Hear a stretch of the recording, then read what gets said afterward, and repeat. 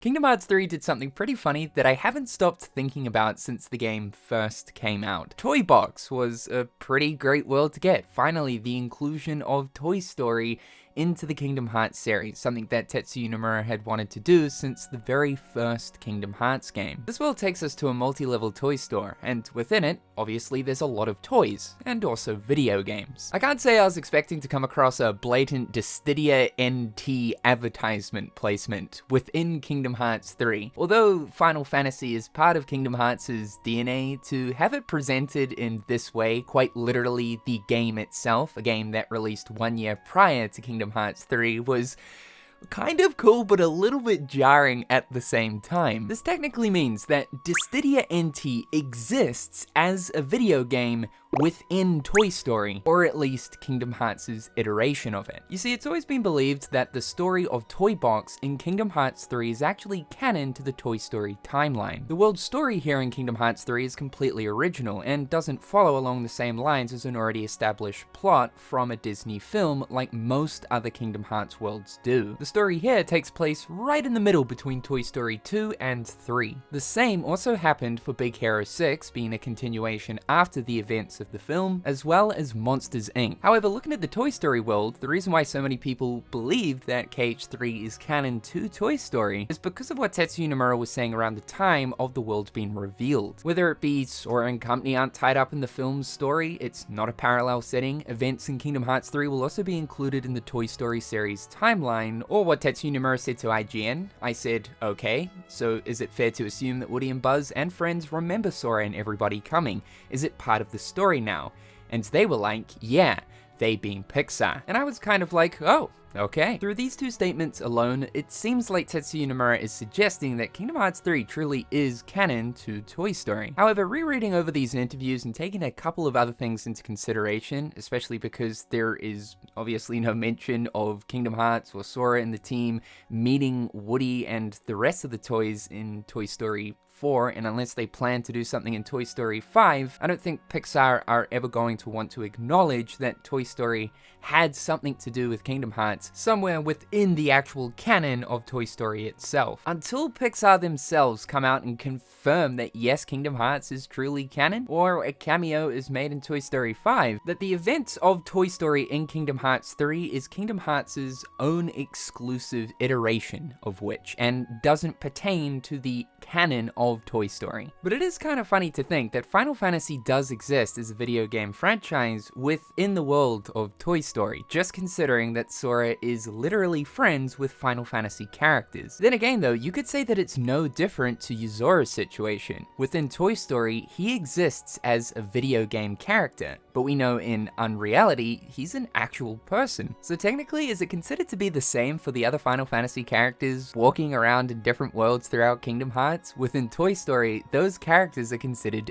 video game characters. Over the course of the Kingdom Hearts story, it's been slowly introducing new realities and multiple dimensions. There are so many now if you think about it. We have the known universe to Sora and his friends where all the Disney worlds exist. There's the Datascape, literally a virtual reality. We have the realm of darkness, the realm of sleep. Kingdom Hearts 3 introduced the final world, which is basically just heaven, along with unreality, a complete parallel dimension. And Missing Link introduces the astral plane, which is quite literally our world, somewhere between the known universe of Kingdom Hearts and likely unreality. Oh yeah, and I guess the Tome of Prophecies is like its own special type of reality. It can project worlds and their futures. You know, man, just Kingdom Hearts stuff. But then worlds within the known universe of Kingdom Hearts also have worlds inside of them. For instance, Toy Box has the Verum Rex video game that you can jump into. Hollow Bastion has the 100 Acre Wood, a book that's a world in itself. And not to forget Space Paranoids, a computer system that's a world that exists within Radiant Garden's defense system. Because we have so many of these, I don't think it's out of the realm of possibility that these multiple different dimensions, realities, realms, realms would start bleeding over into each other. I mean, we can see a clear case here with Unreality and Toy Box. There is clearly some type of bleed effect happening there. Things begin to get a little bit more mind-boggling when you start to think about how Square Enix exists as a video game company within Kingdom Hearts. We can see that they're the creators of Dissidia NT. Their logo is right here on the box, along with being the developers of Verum Rex. This is where we start to get the fourth wall breaking type stuff going on, because as we know, they're the developers of Kingdom Hearts. So we start to create this sense of Square Enixception within KH3 itself. Funnily enough, this isn't the first time the Square Enix logo has actually appeared within Kingdom Hearts, like within a world. In the 3DS version of Dream Drop Distance,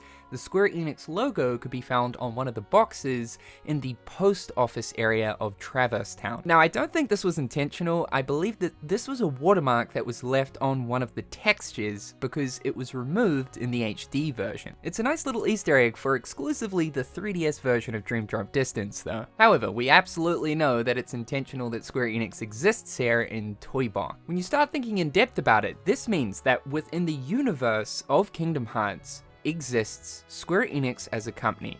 Their headquarters in both Osaka and Tokyo. Final Fantasy does exist as a video game, and if it is Dissidia, that means that all of the Final Fantasy entries that are included within Dissidia also exist as video games. Technically, this would mean that Tetsuya Nomura is a character within Kingdom Hearts, like quite literally a person, an entity that exists that works at Square Enix that helped with Final Fantasy. Does this also mean that Tetsuya Nomura is a Disney character? Can we please get a Tetsuya Nomura secret boss fight in Kingdom Hearts, similar to what Nier Automata did with its DLC, adding in the old Square Enix president Yosuke Matsuda? And good news, because Kingdom Hearts 3 is a 2019 video game, it means that this is a 2019 version of Square Enix, meaning that in the universe of Kingdom Hearts, Balan Wonderworld doesn't exist. However, I am sad to say that unfortunately the Quiet Man still does. Though this is a Square Enix that technically got out a version of Versus 13, which is Verum Rex, which we can only hope that in our known real-life timeline, we will eventually receive too. A funny detail that I noticed as well is that Gigas isn't actually owned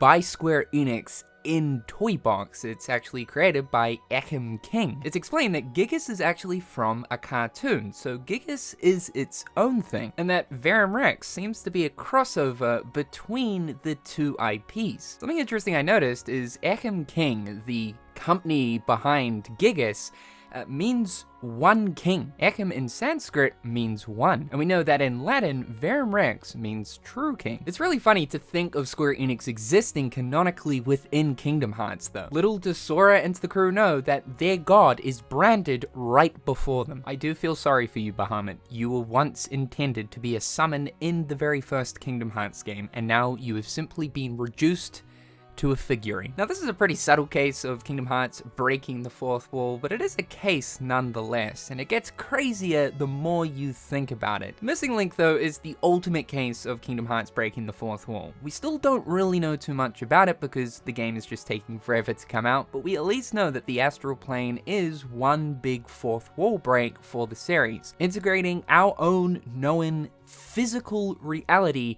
into the story of Kingdom Hearts. And it's completely on brand given that Kingdom Hearts is all about traveling to different worlds and visiting different dimensions and realities. I think it was only inevitable that our known reality would be involved in the Kingdom Hearts canon sooner or later. As much as I have my issues with Missing Link, I think it's a really genius way of integrating the GPS gimmick of that game into the story of Kingdom Hearts. Thank you guys so much for tuning in. This is something that's been on my mind for so many years, so it's great that I can finally express it. Has anybody else thought about this? Let me know in the comment section down below. However, guys, slap that like button. It helps me out more than you know. Subscribe to the channel if you haven't already. A big thanks to my wonderful patrons. I hope you're all having a fantastic day, and we'll talk again real soon.